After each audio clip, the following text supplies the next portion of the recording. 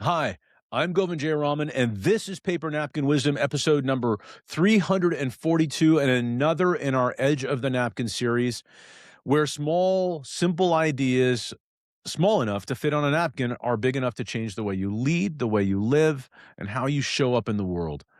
And if you've been listening recently, we've been talking a lot about my magnetic growth aura series: confidence, congruence, calm, and contribution. And you may have already noticed that something interesting is happening. Confidence is the pillar that we talk about the most, but it also might be the one we misunderstand the most. Is it volume? Is it dominance? Is it certainty? Is it performance? And maybe you've even heard things like fake it till you make it, and that's how you get confidence. And none of that is true. Is confidence maybe something smaller, quieter, steadier, something you can feel in the room before even one word is spoken? In this conversation, we're going to unpack leadership confidence, not as hype, not as bravado, and not as ego, but as a state of being. And we're going to explore what confidence looks like in real leadership moments, what it looks like when you support someone else's leadership, how it shifts from scaling ego to growing impact, and how it's built through focus, align, act, the activation framework. You'll hear about how confidence isn't about wearing a cape, which is one of my favorite stories. It's not about being indispensable. It's not about fixing everything. It's about knowing who you really are, independent of your role. It's all about mental hygiene and alignment. It's about calm strength, and it's about contribution that builds others up. And maybe as you listen, you'll notice, where are you still performing or acting out confidence? And where are you actually just living it? Because when confidence becomes a state, not a strategy, people can feel it. Your team can feel it. Your family can feel it. Even strangers can feel it. So go grab a napkin and let's talk about the kind of leadership confidence you can't fake. And maybe, just maybe, you'll realize you don't need a cape after all. Let's dive in. Today's napkin has just one word written across it in bold ink: confidence. But not confidence the way the world talks about it, not bravado, not dominance, not hype, not performance. Real leadership confidence, the kind that people feel before you speak, the kind that settles a room, the kind that doesn't need a cape, doesn't need to overperform, and the kind that really builds other leaders up. That's the kind that never takes a day off. And when I talk about leadership confidence, I'm talking about something rooted in what I call the magnetic growth aura. And the magnetic growth aura is based on four pillars: confidence, congruence, calm, and contribution. Confidence is pillar one, but it definitely does not stand alone, because confidence without congruence becomes arrogance. Confidence without calm becomes volatility. And confidence without contribution becomes ego. Real confidence is a state of being that emerges when all four pillars work together. It's not something you turn on and off. It's not something you perform. It's not something you put on. It's not something you posture. It's something who you are. It is who you are when you are completely aligned. And here's the truth: confidence is not something you add, it's something you uncover. It's something you already have, but just don't know it yet. And let's get real practical about what it looks like in real life and what it looks like to be a real leader, not theory, not reality. First of all, confidence doesn't need to fix everything. A confident leader doesn't rush in to rescue everyone. They don't grab the pen out of someone's hand. They don't rewrite the emails. They don't interrupt and finish people's sentences. They sit, they listen, they ask important, maybe even just one question, and they let the other people think. They raise the bar for how everyone else can perform. And that takes confidence because rescuing feels productive, overperforming feels useful, and being indispensable feels powerful. And I know this because I wore all of those suits, but it's insecurity dressed up as heroism. It's it's totally the opposite of confidence. Confidence says, I don't need to be the solution. I trust you to grow and I trust that I can help you do that. Number two, it gives right time feedback. Confidence doesn't avoid hard conversations. It also doesn't weaponize them. It doesn't humiliate. It doesn't vent. It doesn't correct in public to look strong and powerful. It chooses timing. It chooses tone. And it chooses one on one, belly to belly, eye to eye. It says, I see you and I believe in you, who you really are. And here's something that will help you expand. And that's contribution. That's calm. That's congruence. And that, when played together, is confidence. It doesn't overperform. And this is something that's really misunderstood. And I did it for years without even knowing what it was. Let's define overperformance. Overperformance is when you exceed what's necessary, not because excellence demands it, but because your identity depends upon it. It depends upon you having the thing that people say thank you for at the end of a meeting. It depends upon you dropping the bomb that everybody sits back and gasps in amazement that you could be so wise, that you could be so insightful, that you could be so observant.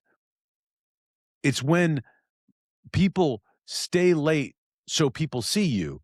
It's when you volunteer for everything. It's when you take over because you don't trust and you give 120% because 100% doesn't feel safe. Overperformance is often praised. It's often celebrated. People think it's great, but it quietly trains your team to underperform because you'll pick up the slack. Confidence doesn't overperform. It does what's required fully, cleanly, and powerfully. And then it stops. It leaves room, it leaves oxygen, and it leaves space for growth. Confidence doesn't rescue. Rescuing feels compassionate, but rescuing steals others' capacity. When you rescue, you interrupt learning, you remove accountability, remove it. It can't come back, and you reinforce dependency on you. Confidence lets people struggle with support. Challenge builds character. It says, I'm here, but I'm not doing this for you. I'm doing this with you and beside you. And that's leadership. And with you and beside you doesn't mean for you. It means they're doing it and you're there with them. What confidence looks like when supporting someone else's leadership is also really important to understand. You're not always the only leader in the room. Sometimes you need to be the leader behind the leader, the follower who follows like a leader. And this is critical. Confidence is not just how you lead, it's how you support other leaders. A confident leader doesn't compete with other leaders in the room. It doesn't subtly, quietly undermine them. It doesn't steal credit and it doesn't need the spotlight. In fact, it needs nothing. Real confidence amplifies. Real leaders in the back of the room build. They say publicly, that was her call. That was his vision. That was their execution. And they're secure enough to strengthen someone else's authority. And that is magnetic. That builds culture. That builds legacy. And here's where confidence starts. It starts with a question. How do you build it? It doesn't start with posture. It doesn't start with affirmations. It doesn't start with louder speech. It starts with my activation framework: focus, align, act. And here's why. You can't be confident if you don't know what you want. Confidence begins with clarity. And if you don't know what you want, you will borrow goals and identity from everyone else around you because you think that they're important to you. You'll borrow expectations and titles and roles and approval. In episode 341, Dandapani comes in to talk about purpose independent of role. Not I'm a CEO, I'm a parent, I'm a spouse, but who am I independent of what I do for others? That's focus. You must know what matters to you, what you are building, what you will stand for, what you will not compromise. Confidence cannot exist without clarity about what you want. Because when you are unclear, you perform. You're on stage. When you are clear, you stand or you sit and you support. Focus after focus comes a line. And people don't understand this, but it's really about mental hygiene and self acceptance. This is where most leaders really powerfully struggle. I mean, lots of leaders struggle with focus. Most people struggle with what do you really want? But after that, alignment is internal congruence. And that's hard. It's mental hygiene. You brush your teeth, got to take care of your brain in the same way. It's cleaning the lens. And this is where we combine two powerful messages. One was the great Mr. Rogers. I like you just the way you are. And John Candy from Plane, Trains, and Automobiles, when he said, I like me, I really like me. Confidence is not self-improvement obsession. It's in self-acceptance with direction. So that's a little different. You don't build confidence by fixing yourself endlessly. You build confidence by accepting who you are and choosing growth consciously. Alignment means you clean up your self talk. You stop rehearsing failure and you stop comparing yourself to everybody else on their timeline. You stop apologizing for existing in the way you are. Mental hygiene means watching your thoughts, interrupting negative loops, and actually just having positive ones. Being with who you really are, replacing all of that distortion with truth and love and acceptance. Confidence grows when the inner critic loses authority. And finally, act. Focus, align, act. Daily, relentless action. Confidence is not conceptual. It's not a theory, and it's not a placard on the wall. It's built through action, small action, consistent action, aligned action. You cannot think your way or meditate your way into confidence. You must behave your way into it. Every day, you speak when it's uncomfortable. You set a boundary for yourself or for others. You give feedback. You ship the work, and you have a real conversation, eye to eye, belly to belly. Action compounds identity. Identity becomes your state, and state becomes your confidence. Confidence is a state of being. And here's the deepest layer. Confidence is not something you have, despite what people say. It's something you are. And because it's a state of being, there's no cheat day. There's no day off from being who you are. You can't perform confidence on Monday and abandon it by Thursday because it was too much work. You either live aligned or you perform survival. Confidence comes from a belief in who you really are. And that belief is reinforced by daily congruent action. So here's the leadership container. When you combine confidence, congruence, calm, and contribution, you create what I call the leadership container. And people feel safe inside it. Interestingly, you feel safe inside it. And your team then feels seen, stable, supported, challenged. Your family feels protected, understood, and controlled, and not controlled. Your family feels protected, understood, and not controlled. Strangers feel ease, presence, and trust. Confidence is magnetic, magnetic. And only when it's grounded, though, in calm and contribution. So here's the shift from scale to growth for impact. Insecure leadership scales for ego, scales for all those vanity metrics. Confident leadership grows for impact and is measuring things that really matters. They may or may not be KPI, but the leader feels it. Insecure leadership asks, how do I multiply revenue? Confident leadership asks, how do I multiply leaders? Insecure leadership wants exit.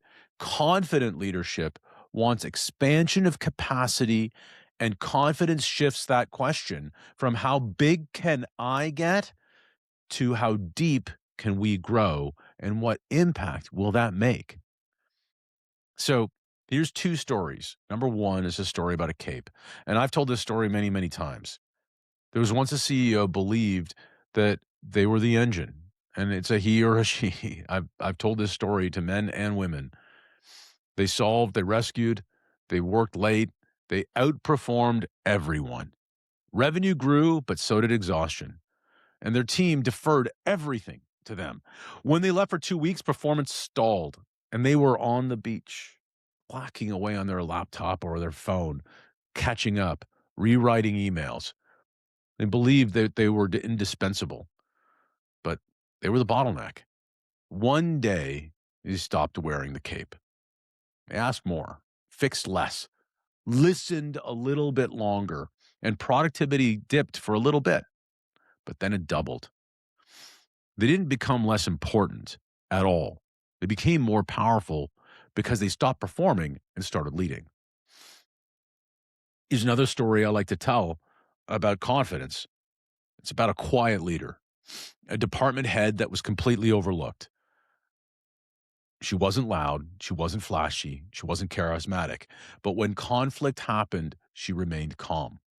When someone failed, she coached them privately, one on one, eye to eye, belly to belly. When someone succeeded, she amplified their success publicly because she believed in them. She stated, I believe in you. Turnover dropped and engagement rose. Results improved, and her confidence was not volume, it was presence. Some might wonder, confidence feels like a lonely road. How do I know that I'm making progress? How do I know that I'm growing confidence? Well, it comes from little clues, and you get these clues every day in little things. For example, an internal sense that you don't need to win every argument. You can publicly say, I don't know. You can also say publicly, I was wrong. I made the wrong call. You don't panic in silence. You don't worry about losing credibility. You don't rescue prematurely, and you give feedback cleanly, not about you, but about them. You ask for feedback about yourself without needing to assume, blame, complain, or defend. And that's confidence. And here's the hard truth. You can't build confidence while chasing approval. You can't build confidence while avoiding discomfort, sitting on the couch. You can't build confidence while hiding from who you really are. Confidence requires exposure. Exposure requires courage, and courage shows up before you show up. So courage requires action, and action requires clarity. Focus, align, act every single day. So here's the thing. Confidence isn't loud. It's grounded. It's not flashy. It's stable. It doesn't rescue. It develops. It doesn't fix. It expands. It doesn't dominate. It strengthens. Confidence is when you no longer need to prove and instead choose to build. And when you build leaders instead of followers, you stop scaling your ego and start growing impact. Confidence is not something you chase. It's something you live. So here's your question. Where in your leadership are you still performing instead of being? And what would happen if you stopped wearing the cape? Make it a great day.